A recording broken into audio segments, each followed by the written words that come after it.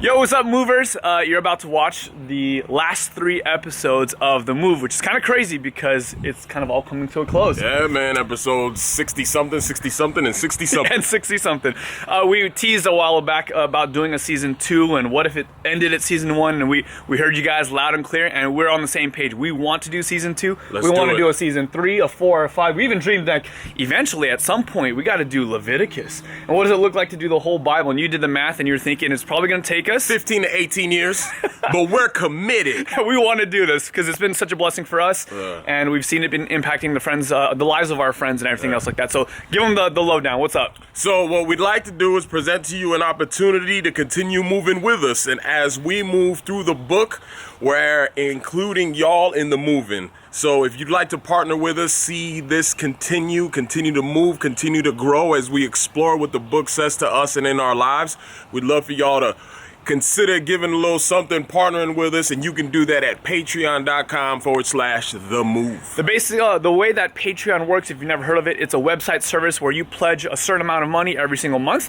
and then automatically it deducts it from your credit card or whatever account you end up setting up. So that way you don't have to think about it. It just happens on autopilot, and you know that you're partnering with us as we move together through the scriptures together. So if that's something that you want to do, we'd be very, very, very grateful. Yes, and just to let you know, we're moving, and we want you to move with us. Cool. So with that said, enjoy the last 3 episodes. We'll talk to you guys soon.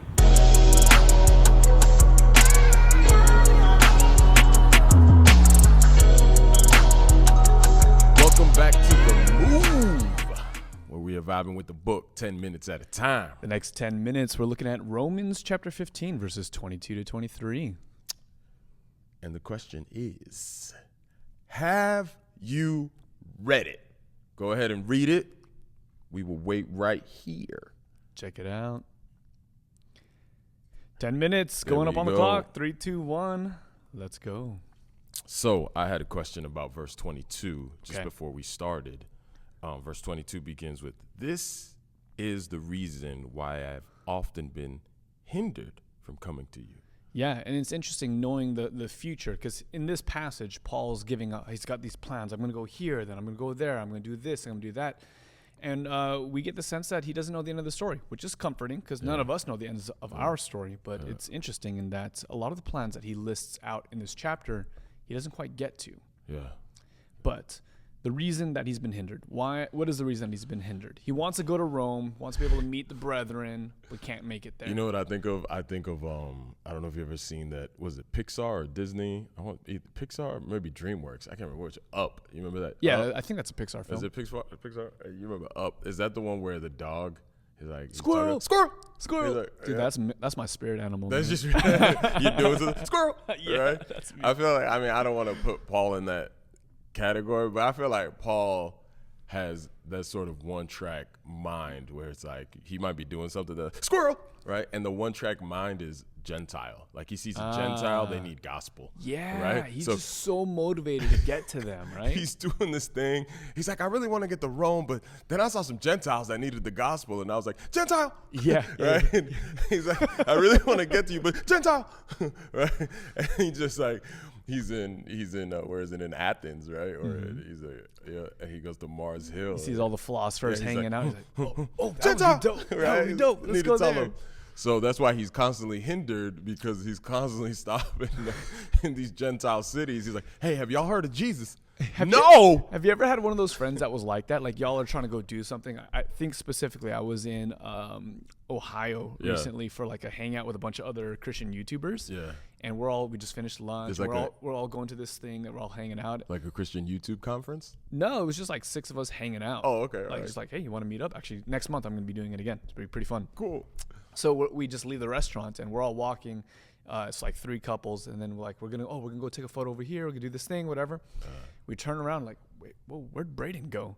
And Braden is on the corner with this guy, and you can just see his hands on this guy's shoulder, and he's just praying with this dude. It's like, dude, what are you doing? Like, we're trying to be focused on doing this thing, but he's just got a heart for people. Yeah. And it's not a bad thing. It's just like this beautiful, amazing thing. And this is Paul right here, right? Yeah. Paul is so committed to taking the gospel to Gentiles. In the previous 10, we were talking about how he's like, I'm not even going to go anywhere where they've heard it once. Yeah. That famous saying by a lot of evangelists says, no one has the right to hear the gospel twice when people haven't heard it once, right? It's that sentiment. Yeah. And this is the reason why I've so often been hindered from coming to you, because you guys have heard it. Like, You're good. You're good. He talks about you guys have the knowledge. You Yeah. can instruct each other. I wrote these things by way of reminder, but the Gentile. Right? So that's what the deal is. And so, but he does have this heart where he's like, I do hope to see you, but yet I got to do this other thing. And this other thing for Paul is, I got to bring aid according to the goodness of the gospel, which is the very thing I want to do, right? And we have that back in Acts, in Acts 15, where they have the Council of Jerusalem, where he says, we do these 4 points that we give to the Gentiles. But James, who is like the leader of the church in Jerusalem, when Paul meets him there, he admonishes Paul like, hey, but just remember the poor.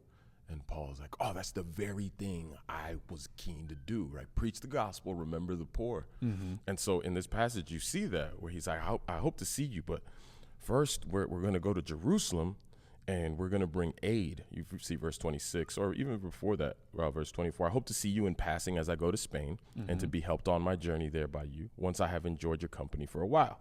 At present, however, got to go to Jerusalem, bringing aid to the saints.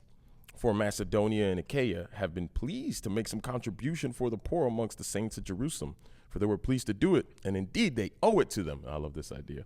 For if the Gentiles have come to share in their spiritual blessing, they ought to also be of service to them in material blessing. So Paul's like, I got to go do this thing, but as soon as I'm done, I'm coming to hang out with I'm y'all. coming. Yeah. I'm coming, right? But we know the story, and the story is that in the book of Acts, chapter 21, things get dicey for him. In Jerusalem. Yeah.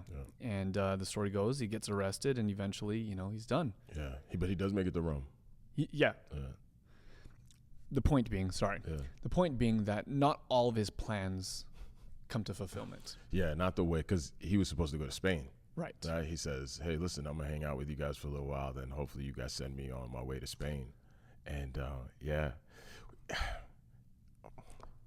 I can't help but think, like, just as I pondered it, Paul's journey, I can't help but think there's this assurance in Paul and this confidence in Paul that he knows what it's like to live like a poor man. He knows what it's like to live like a rich man, he tells us. He knows I can endure all things through Christ who strengthens me, right?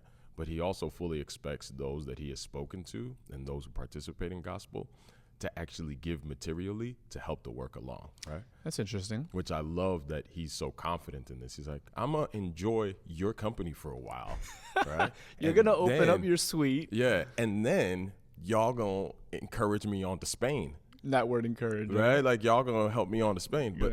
But it's so dope that this is the mindset now. And that for me as a believer, if I were to hear that, like where I am now in gospel, and I would know if I had the privilege of for instance, somebody that like in my life I would see as a Paul is a man like Dan Mohler. Okay. Dan Mohler to me is, I've met famous people before and I'm like, yeah, cool, right? Like I remember seeing Scottie Pippen and right next to him and hanging out, like he was same area, and I'm like, all right, cool. And I love the Bulls growing up, the Michael Jordan era Bulls. I told my sister I saw Scottie Pippen. She's like, did you take a picture? I was like, nah. What I really wanted to tell Scottie Pippen was like, hey, Scottie, pass it to Mike. Terrible joke, but right? But if I haven't met Dan Mohler, Dan Mohler. Fangirl. Oh, my God. I'm like, Dan Mohler, right? Because this guy preached gospel to me, man. Right. And so if I haven't met him, and if Dan Mohler told me, like, hey, Jonathan, I'm going to come by and see you, and I'm going to enjoy your company for a while, and then I'm going to keep on going to California or something, and I hope you encourage me. I expect you to encourage me. I'm like, absolutely. It's kind of like this Jesus and Zacchaeus moment. Yeah. He's like, hey, Zacchaeus, come down.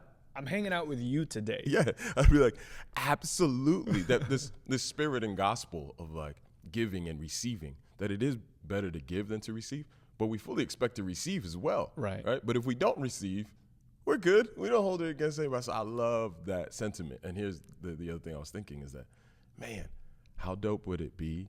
And I I'm certain this is, Paul goes to Rome. Mm-hmm. He doesn't get to Spain. Who does get to Spain? Somebody that he poured into in Rome.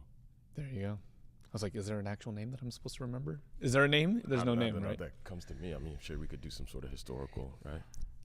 And this is really cool. I love the way that Paul like has a plan and has a vision for the future, right? He's like, hey, I'm not just like willy-nilly wandering, like some nomad, right? I got purpose.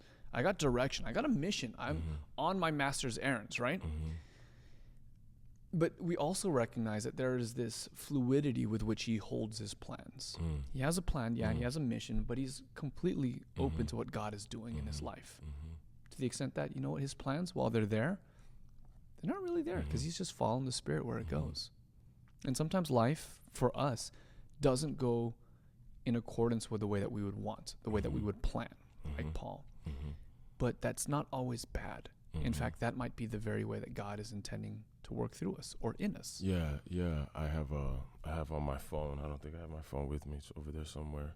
I've shown this to you before on my screen. The 5? Yeah, with like direction over speed, right? And then number 2 is hold thoughtful opinions loosely. Yeah, I love that idea. Right?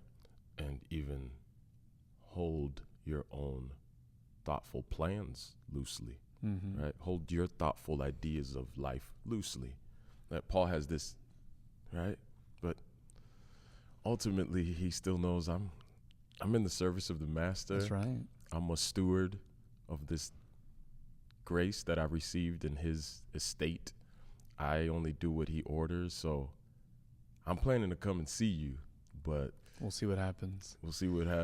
And what happens is it's that this life journey that we get to do following God's leading is incredible. Yeah. Like you and I have been doing this thing now for the last couple of months, and our plans, we've laid out like dozens of different iterations of plans, and it's shifted so frequently. But that's been a major part of the fun. It's just, been crazy. Where is this going to go? Who knows? Let's see. And here we are, I know we're going to run out of time, 30 more seconds. Here we are. You remember that day in Hawaii where we were trying to figure out how to shoot stuff, and the first several iterations were terrible. And then ultimately, like, we were in the car, and in this moment, I just look at you, and I'm like, Justin, we need to shoot a podcast together. And you're like, huh? Let's shoot okay. And here we are, right? Let's do it. And so, receive, give, live in the plans of the Lord. Go where he's directing, but hold your opinions loosely. And I love the way he finishes, verse 33. May the God of peace be with you all. Yeah. Amen. When you got that, you're good. See you tomorrow. See you.